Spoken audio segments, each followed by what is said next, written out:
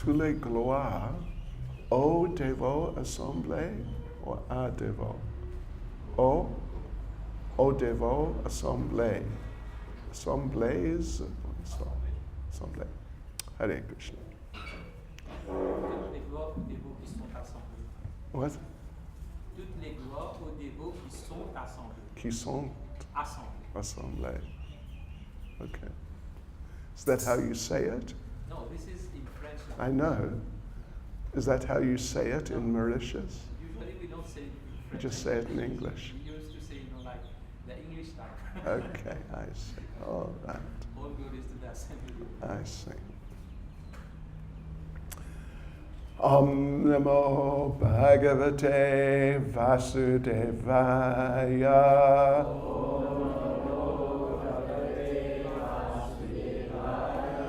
Om Namo Bhagavate Vasudevaya.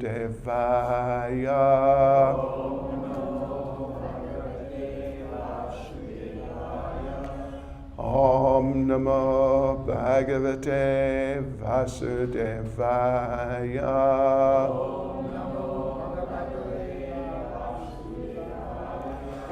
Hare Krishna. Merci beaucoup. Hare Krishna. Hare Krishna. So this morning we are reading Srimad Bhagavatam, Canto 3, Chapter 13, The Appearance of Lord Varaha, Text 48. Ya evam etam hare medhaso hare katam subhadram kataniya mayana shrinvita bhaktya shravayeta voshatim janardano syasho hridhi prasidati. Ya eva metam hari medaso hare katam subhadram kataniya mayana shrinvita bhaktya shravayeta voshatim janardano syashu hridhi prasidati. Ya eva metam hari medaso hare katam subhadram kataniya mayana shrinvita bhaktya shravayeta voshatim janardano syashu hridhi prasidati.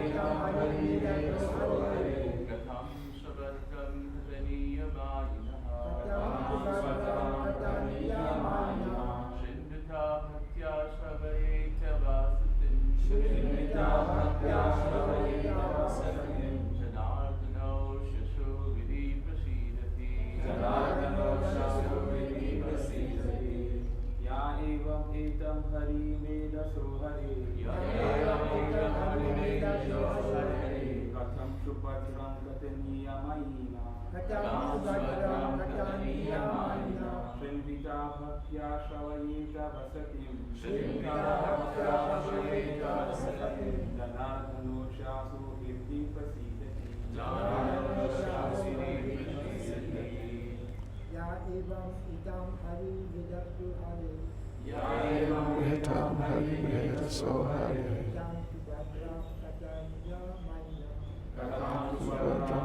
Dunia Mayana.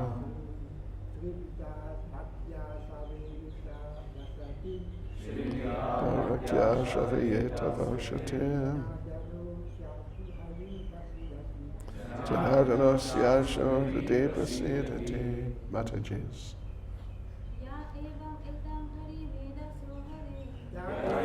Etam Hari Meda So Hari.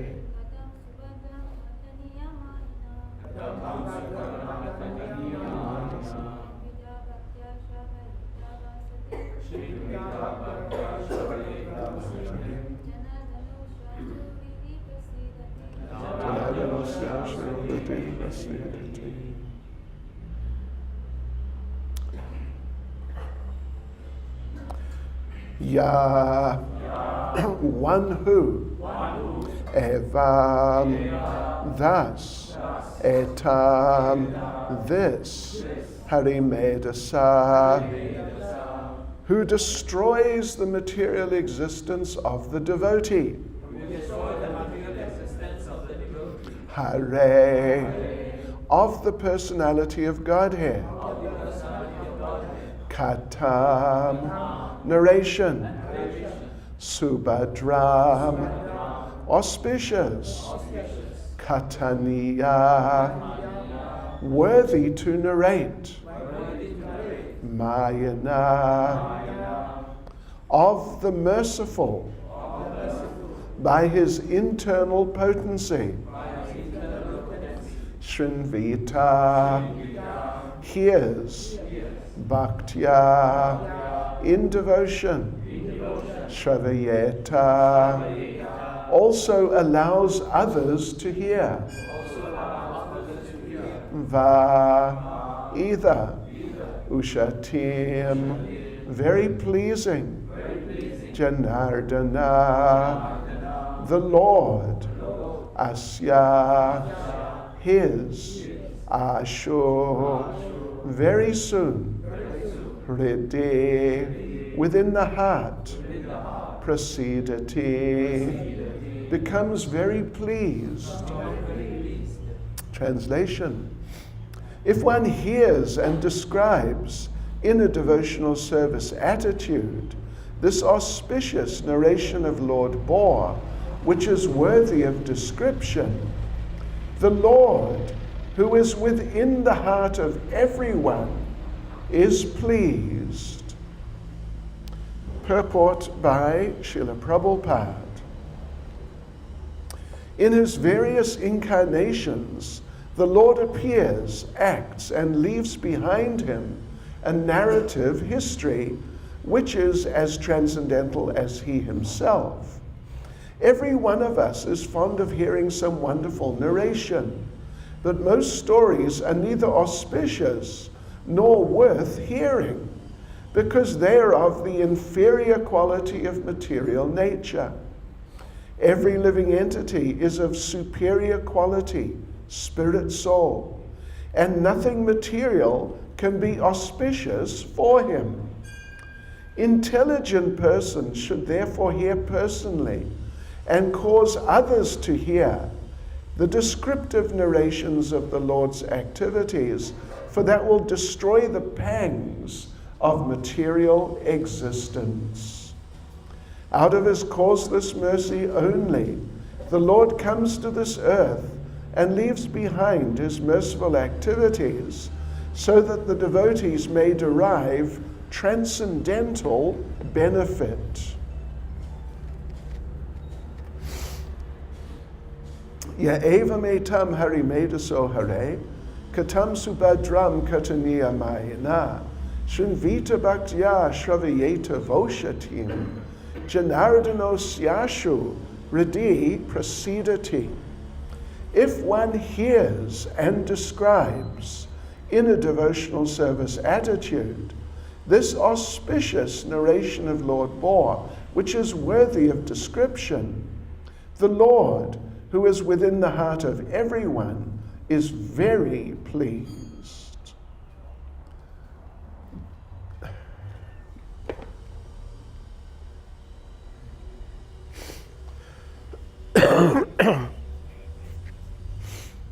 Namah Om Vishnu Padaya Krishna Prasnaya Bhutale Shrimati Bhakti Vedanta Swaminiti Namane Namaste Saraswati Deve Gauravani Pracharne Nirvishesha Shunyavadi Pastyatya Deshatarne Sri Krishna Chaitanya Prabhu Nityananda Sri Advaita Gadadha Shivas Adi Gaura Bhakta Vrinda Hare Krishna, Krishna Krishna, Hare Hare, Hare Rama, Rama Rama, Hare Hare.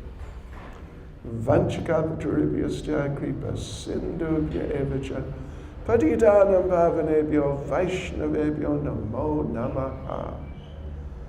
Vaishnavebhyo namo namaha. Yes, well, this is a very wonderful verse and purport, which is emphasizing a point which is often made, regularly made, in Srimad Bhagavatam and even in just all of our transcendental literatures, that hearing and chanting, first hearing, then chanting, these are just primary activities in Krishna consciousness. Of course, they're so primary, we know that Prahlad Maharaj in the 7th canto, when he lists out the 9 devotional activities, Shravanam, hearing, and Kirtanam, chanting, are the first 2. So, yes, in that sort of classic sense, as per the descriptions of Shastra and the great authorities, hearing and chanting of the Lord comes first. Of course, just in a very simple sense, if you have not heard about something, how can you chant about it? It's basically physically impossible if you have just not heard at all about any subject matter. Even you could think of just some ordinary material, academic type of subject matter, like one devotee, disciple of mine in Siberia. Would you believe he has a PhD in some version of microbiotics with focus on trying to cure HIV? And he asked me once, he had to write some sort of presentation. He speaks English, sort of. I mean, he can communicate. But he had to write a presentation in English for some academic thing in America. And he gave me his presentation and asked me to sort of anglicize it, put it in real English. But I couldn't understand it. So, I mean, not just the English, but just the subject matter. So if you haven't heard about something, if you're not familiar with the subject, and particularly if you've never heard about it before, how are you going to say anything about it? It's just obviously out of the question. So therefore, hearing comes first. And then to take it a step further, the third process, as given by Prahlad Maharaj, is smarana, remembering. And again, if you haven't heard and chanted perhaps, but at least heard, how are you going to remember about something you never heard about it? No question. And then Smaranam Padasevanam Archanam Vandanam Dasyam Sakyam Atmanavedanam, all these other processes, they all follow on. How are you going to be inspired to serve the lotus feet of someone you don't know anything about, or maybe you don't even know they exist, or at least you haven't heard nicely and learned and become convinced? Then you may want to serve and remember and so on and so forth. So hearing has to come first. And if you hear nicely about something nice, once you have heard, you will naturally be inspired to chant about it. And when you chant, you hear also. So therefore everything is compounded. The beneficial result is compounded. And then you become able to remember, and so on. But it all flows, it all begins from hearing. And here, of course, it's put very nicely. Srila Prabhupada, as always, presents the translation very nicely. If one hears and describes in a devotional service attitude.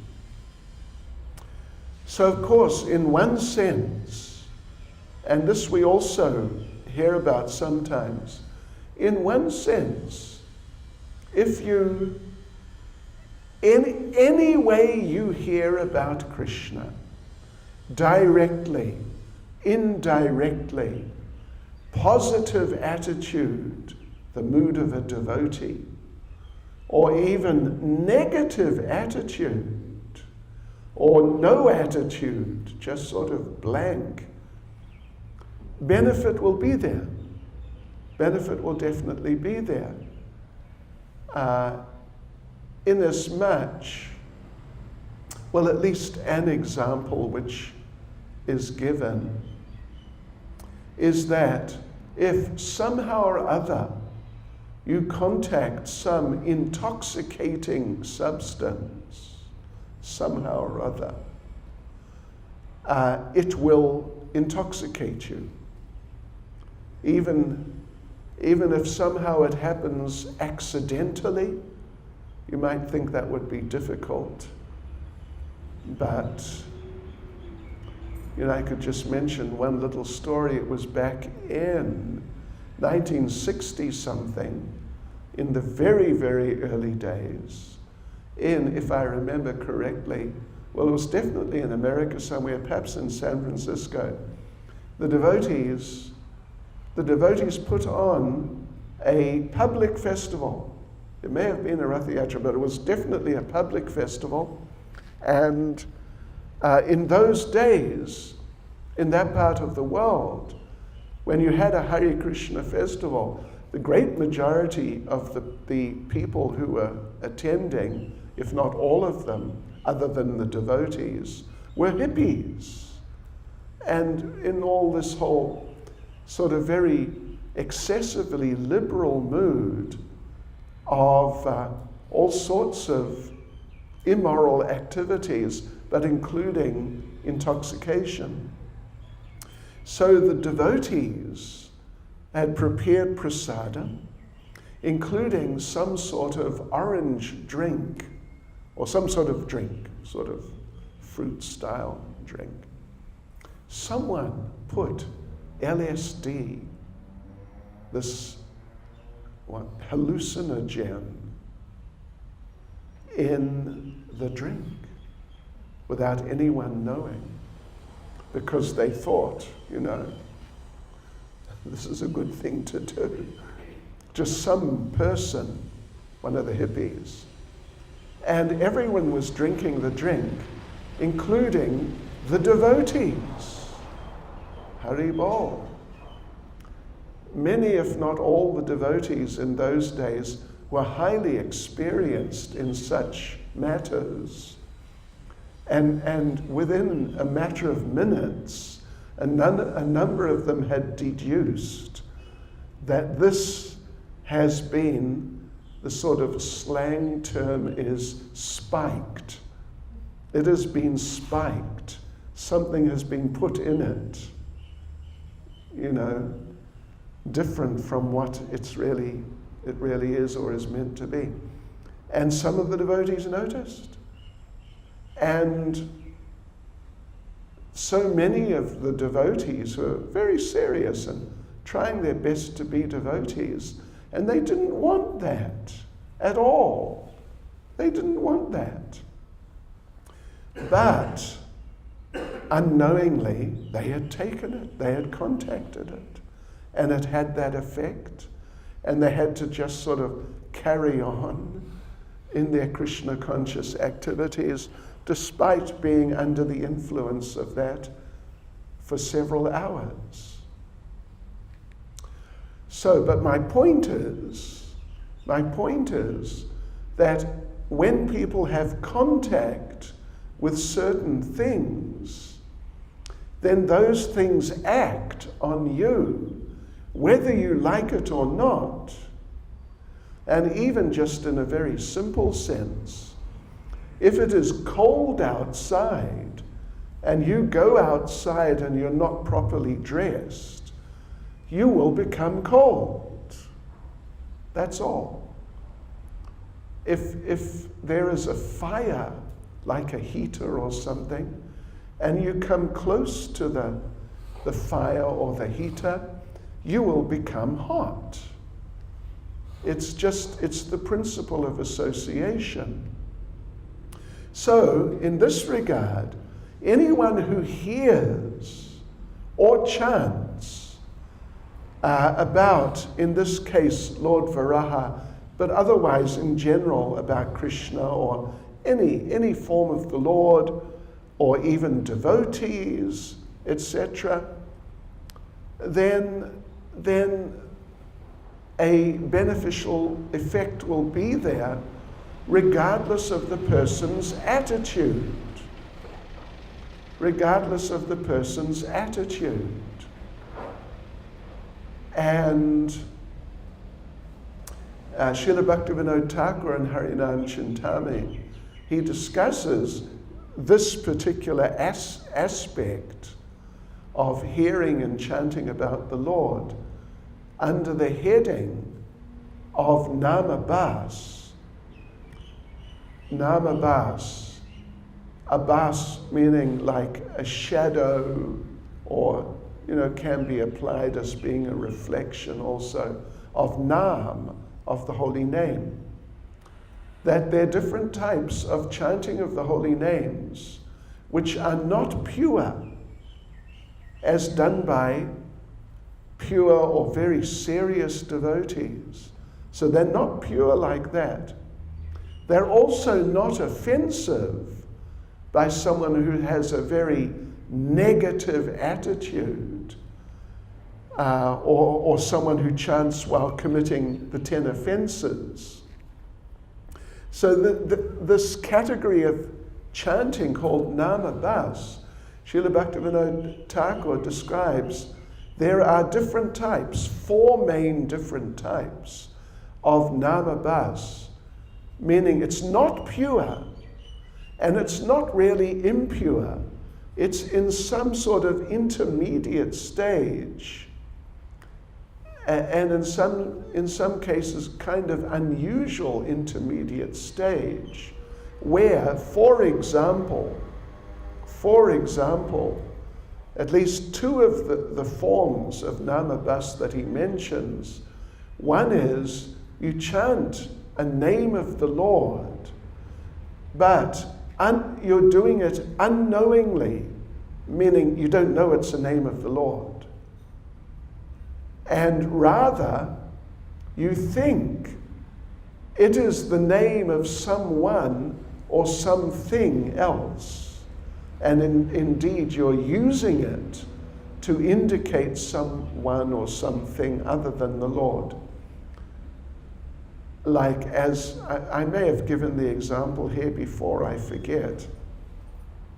But there, in many parts of the world, there's a very popular, extremely popular form of margarine called Rama. Rama margarine. Do you have it in Mauritius, in the supermarket? It's just about everywhere else in the world. It's in South Africa, it's just all over the place. It's in America, it's in Europe, it's even in Russia. It's just all over Russia. Rama margarine.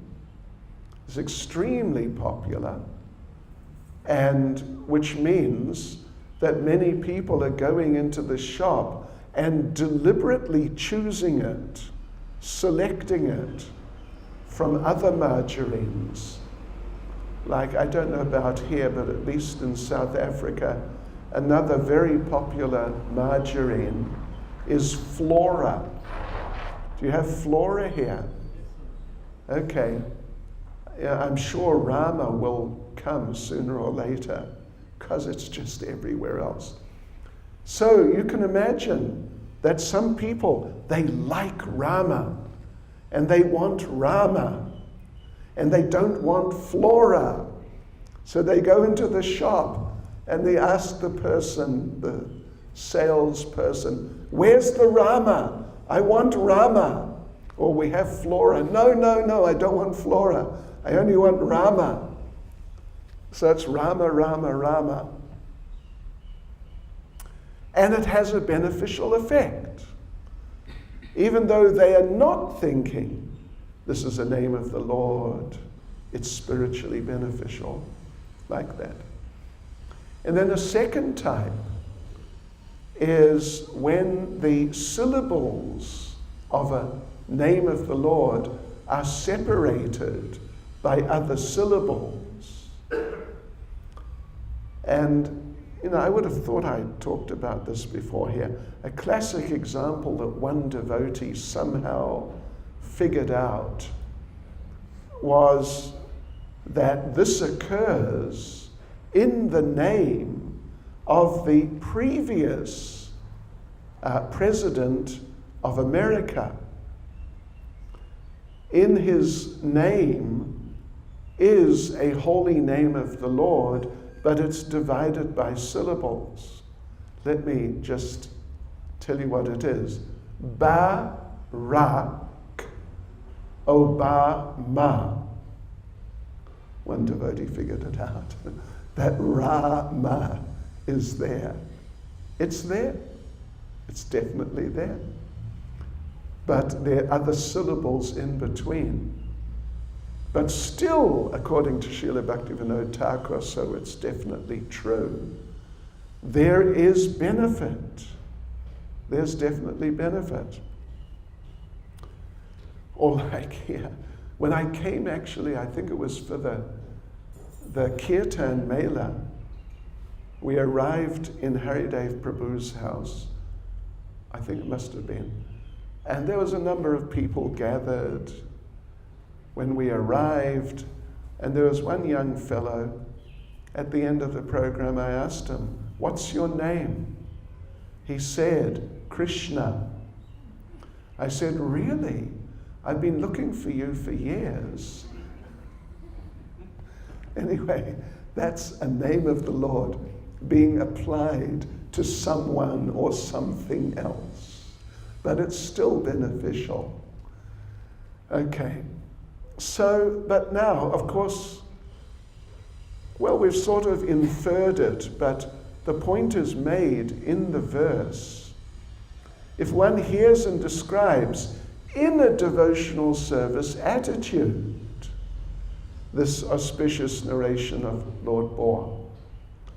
So all these things means the result, the effect, what influence it has, depends on the attitude or consciousness of the chanter, if it's another person, of the hearer, and then if the same person is the chanter and the hearer, well, it all depends. It's like transcendental relativity. In a sense, those two words are contradictory. Transcendental relativity. But it's there that depending on the attitude, the consciousness of the chanter and or the hearer, the effect will be different, or even it may be radically different, actually, in extreme cases.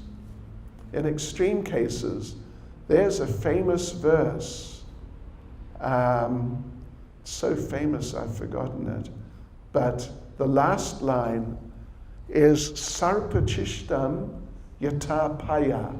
You know that verse? Anyway, Sarpa means snake, and Uchishta means remnants. When you're taking prasadam, if you don't finish it all, what's left is in Sanskrit called uchishta. Uchishta, remnants, or leftovers, depending on who you are. So sarpa uchishta yata paya, milk touched by the lips of a serpent has a poisonous effect. This famous statement, I'm sure we've all heard it on numerous occasions, is referring to when a person hears the holy name or some Krishna katha coming from a snake-like person. Means like a really devious, nonsense, rascal person who is basically, you could say, abusing the holy name, an offender, like a real offender.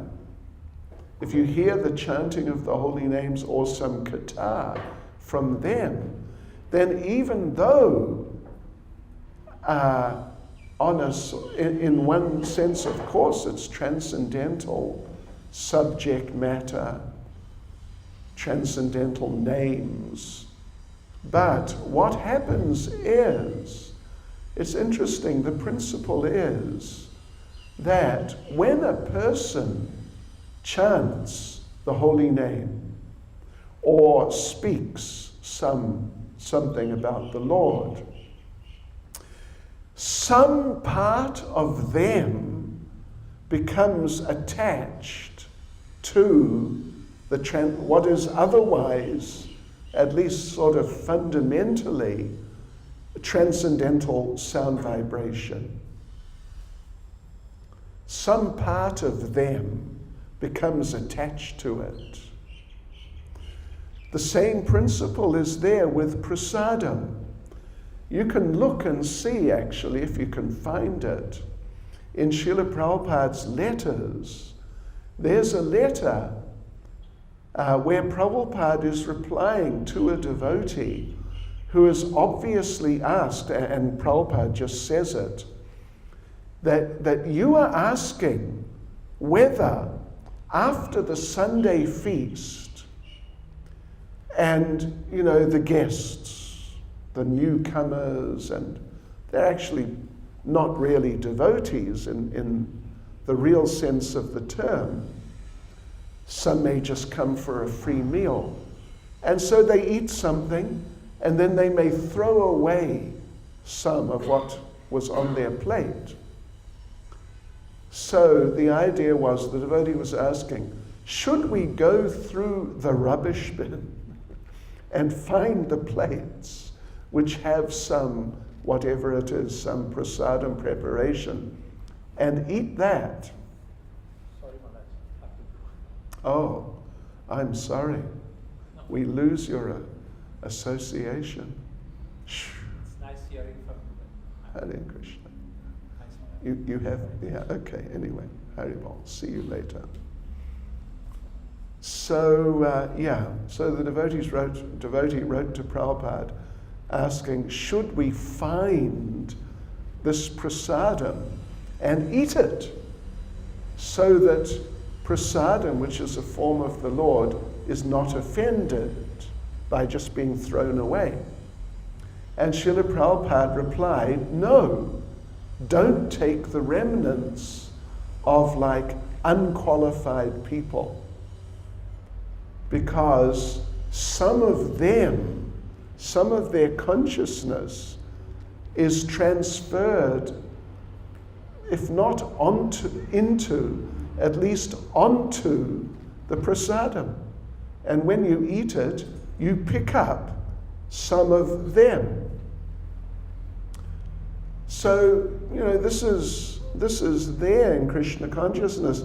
In regard to prasadam, on the other hand, even when Mahaprasadam, the remnants of Sri Sri Radha Golokananda, when the Mahaprasadam has been taken by some elevated devotee, but then there's still some left also, then that is referred to as Maha Prasadam. Yes. So you see, because even though it's prasadam, but depending on the mentality of the person who ate it, if some is left, some part of the person has become connected with that prasadam. So it's in the case of like, we would wait outside Prabhupada's rooms in Bhaktivedanta Manor for his, it was Mahaprasadam from Radha Gokulananda. We would wait outside for some Maha. And the particular thing, it was all popular, but the very popular thing was the pieces of orange. They would just cut an orange with the skin on. Prabhupada would suck the juice out. And so, you get the fibers and the skin, and we would just eat the whole thing. And that was considered, really good maha. So the same principle applies here. And it's mentioned in the verse. When you hear the description which has been presented, or if you make a description, presenting it with a devotional attitude, there is great benefit. And in a broad sense, almost regardless of attitude, there'll be benefit, except in extreme cases where the attitude is bad, then better to avoid. So yes,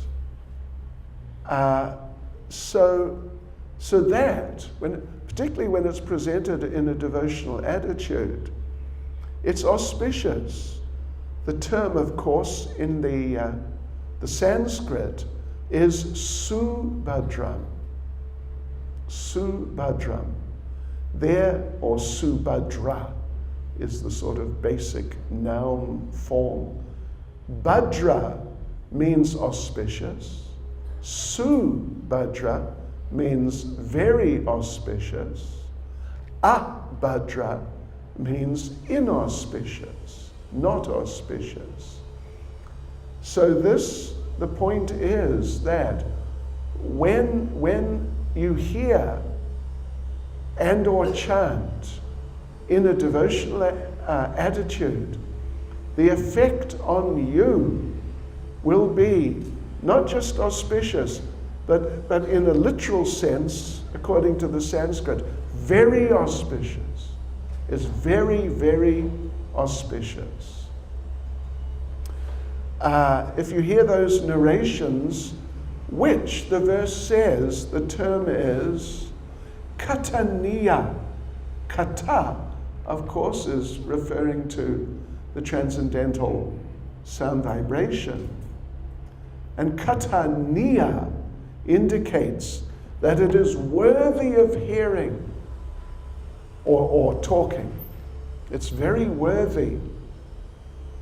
And in the purport, Srila Prabhupada made the point that in material life, Prabhupada says, every one of us is fond of hearing some wonderful narration, but most stories are neither auspicious nor worth hearing because they are of the inferior quality of material nature.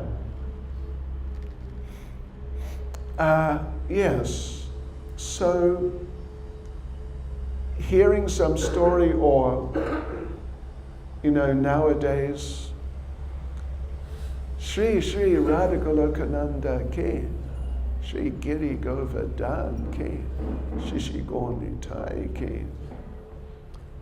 Films are very popular. Television is very popular.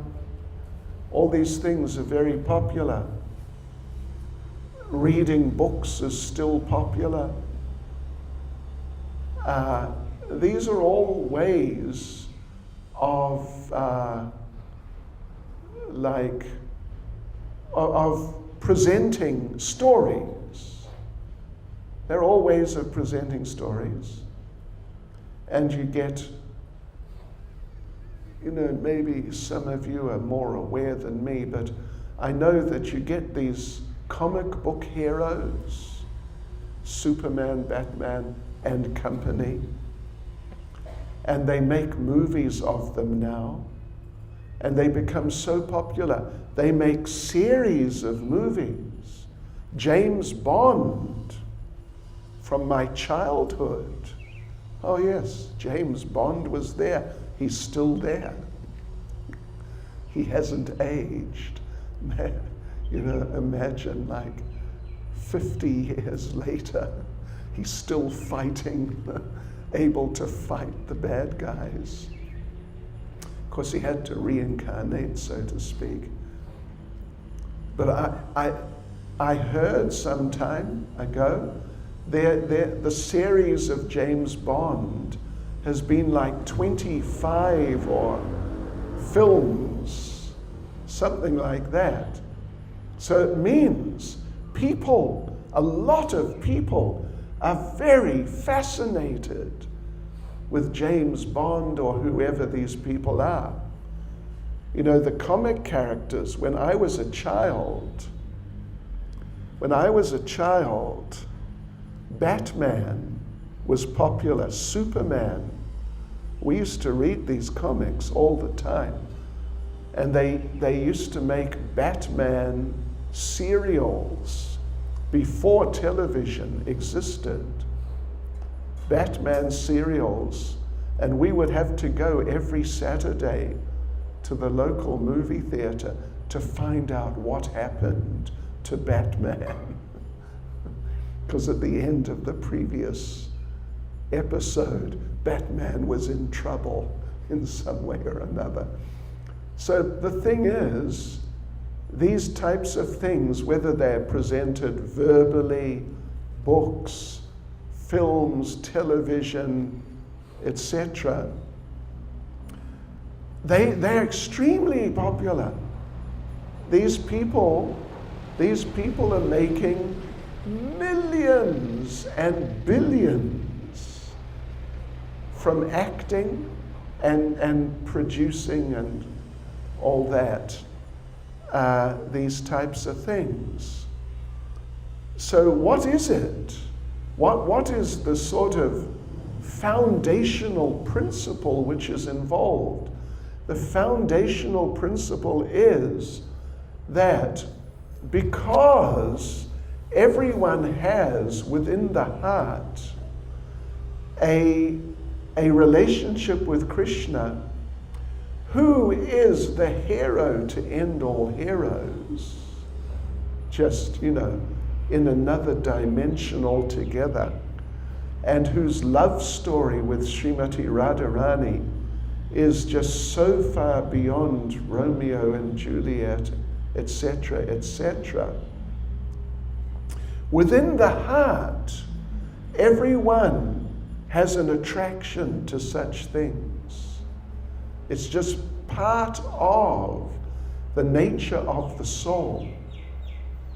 But when the living entity falls down into material life and happily forgets Krishna,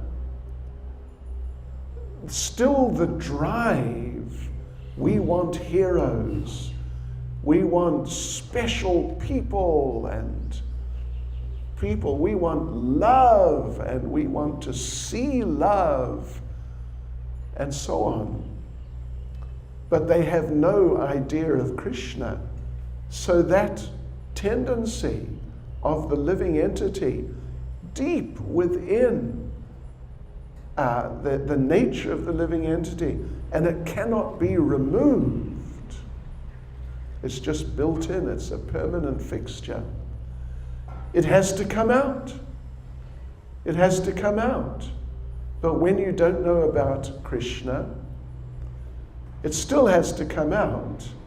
But then it comes out, it's directed towards Superman, Batman, and these types of characters. Because Superman has been around from before I was a child. It means at least 70 or 80 years Superman has been around. Extremely popular. And Batman. And that's the principle. People are looking for Krishna, looking for that real hero, looking for Radha and Krishna, or Sita and Ram, that real love story. But they don't know where to look. They don't have really, anyway, they don't know where to look, so they look in the wrong places. And what happens when you look for something and you look in the wrong place where you cannot find that? You become disappointed. And that's the nature of material life. Material life means many disappointed people. Many people who have hopes, who even have optimisms of finding this and achieving that and ultimately becoming happy through that, and they fail. They fail. They become disappointed because the material nature is not able to give the result they're looking for. So therefore, in the great material love stories, for example, probably the most famous, I think, is Romeo and Juliet. I don't know if you're familiar with the story, but it's a big love story. And in the end, they both commit suicide. Haribol. Talk about disappointing. They both commit suicide. Hare Krishna. So, yeah, material life. So this tendency to hear about, to glorify, hear glorification, it needs to be directed towards the Supreme Personality of Godhead. And then we become satisfied. Then actually we become more than satisfied. We cannot, at this stage in our development in Krishna consciousness, we cannot even really comprehend how satisfied we are going to become as time goes on.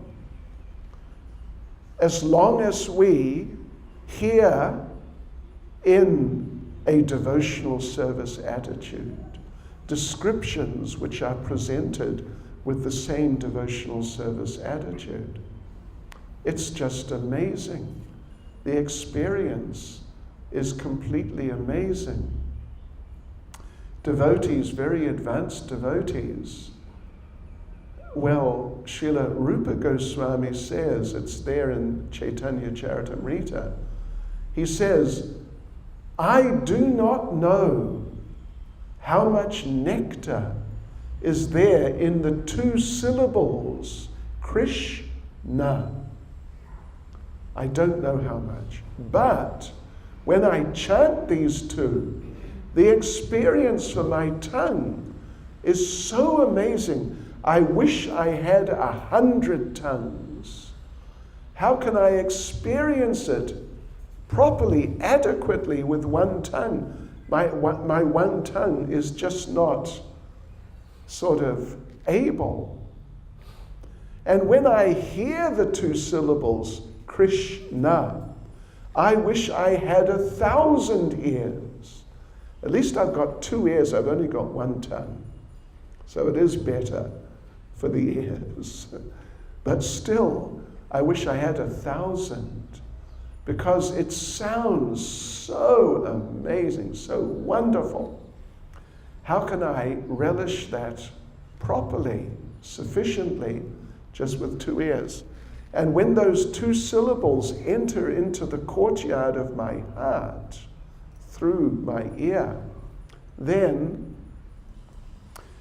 I become overwhelmed and all my senses become inert. So that is the effect. We are not, with all due respect, as far as I can make out, we are not experiencing it like that. Are we? Any of you? Becoming stunned? I haven't seen. I don't think we're experiencing it, but we're definitely experiencing something.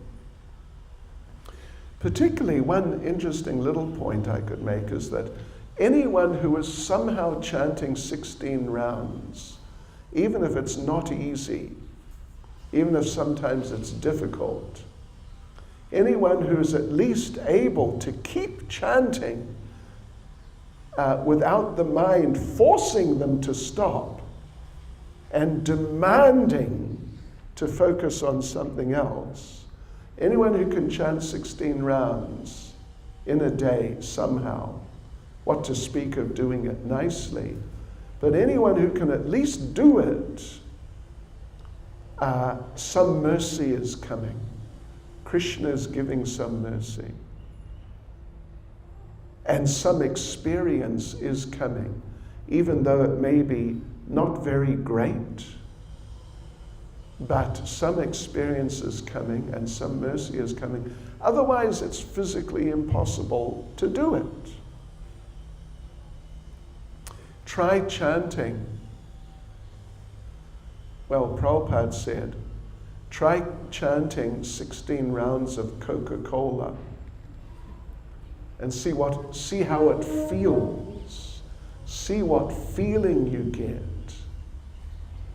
Coca-Cola, Coca-Cola, Cola-Cola, Coca-Cola, or something like that. And see what experience you get, how it actually feels. You can try if you want and report back. So, yeah. So the Lord, out of his causeless mercy, this is particularly talking about narrations of his activities. Prabhupada says that the Lord, out of his causeless mercy, comes and leaves behind his merciful activities. He mercifully comes and deliberately does amazing, wonderful things and arranges that the records of those are left so that we can hear them. And then if we hear nicely from a good source, then, the benefit. The benefit is great for us, and the Lord, seeing that we're doing it, the Lord becomes very pleased with us. the Lord becomes very pleased with us. You know, the principle is there, even in material life. If someone glorifies you, it's very hard to not feel good about it, unless you make like an effort to control your mind and your emotions. It's very difficult to avoid feeling good about it if someone glorifies you. You know, I mean, we could try it by saying that Krishna Das Prabhu, he's a very self-controlled person. He won't smile. But we could say, because we know, because I've known him for many years, he is a really nice devotee and a really nice person. And he's already smiling, you see. Why is it that we smile when we're glorified or appreciated, something nice is said about us? It is because we are part and parcel of Krishna. We have many of the same tendencies, so many in our small ways. Krishna likes to be glorified. He becomes very pleased when we glorify him in this way or that. And because we're little parts and parcels of Krishna, we also like it. And it can be impossible to stop even sometimes, to stop feeling good if you get glorified. So when this all happens, we are benefited, Krishna is pleased, and when Krishna is pleased with you, that's the perfection of life. That's what we're looking for.